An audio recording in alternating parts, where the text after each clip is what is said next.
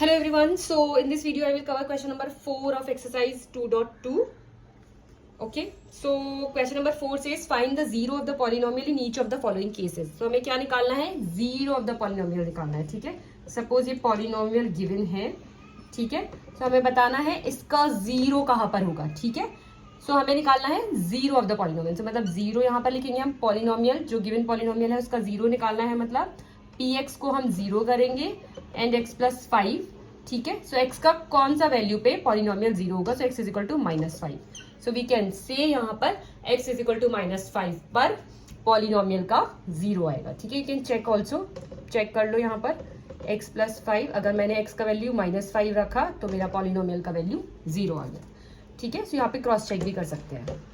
अभी नेक्स्ट में zero of the polynomial निकालना है which is P x is equal to x minus 5. So zero of the polynomial निकालना है. ठीक है. Zero of the polynomial x का कौन सा वैल्यू, यहाँ पे पॉलिनोमियल की जगह पे जो पॉलिनोमियल गिवन है वहां पर जीरो पुट करना है and then x is equal to 5. So x is equal to 5 आपका जीरो ऑफ द पॉलिनोमियल है for second part. Okay. Next is P x is equal to 2x plus 5. Zero यहाँ पर put करेंगे. ठीक है.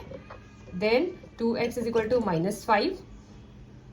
Then x is equal to -5/2. So x is equal to -5/2 पे ये polynomial का हमारे इस पॉलिनोमियल का जीरो फाइंड आउट हुआ है. ठीक है. सो नेक्स्ट इज 3x - 2. ठीक है. अभी जीरो निकालना है पॉलिनोमियल का. Find the zero of the polynomial. कौन सा? x की वैल्यू पर. ठीक है. कौन से x की वैल्यू पर? x की किस वैल्यू पर basically. So 2 is equal to 3x. So x is equal to 2/3. So x is equal to 2/3 मेरा इस पॉलिनोमियल का जीरो है. अगर हमें क्रॉस चेक करना है so we can do it. 3x - 2 2/3 पुट किया x की जगह पर क्योंकि यहाँ पर पॉलिनोमियल हमारा जीरो बोल रहा है हम. So yes 2 - 2 which is 0. Correct. So answer हमारा करेक्ट है. Next is P x is equal to 3x. ठीक है. So this is fifth part. ये 0 3x x is equal to 0/3 which is 0. So x is equal to 0 मेरा zeros of the polynomial है. x is equal to 0 पर मेरा polynomial का value 0 आएगा. Correct. So P x is equal to a x where a is not equal to 0. So यहाँ पर 0 करेंगे ax करेंगे. सो a x is equal to 0. x is equal to 0/a.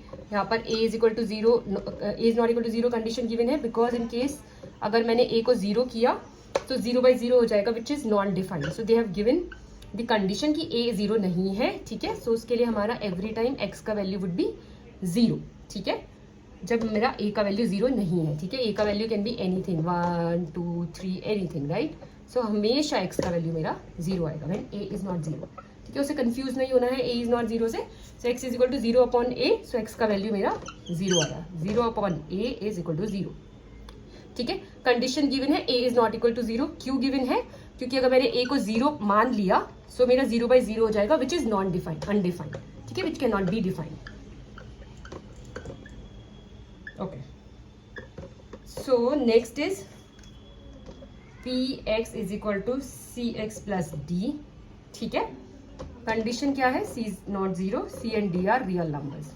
चलो. सो 0 निकाला यहाँ पर cx plus d. So cx is equal to -d. x is equal to -d/c. ठीक है. सो x का वैल्यू यहाँ पर आता है -d/c. ठीक है. सो -d/c पर मेरा ये जो पॉलिनोमियल है. ठीक है. जो गिवन पॉलिनोमियल है वो मेरा 0 होगा. ठीक है. ओके.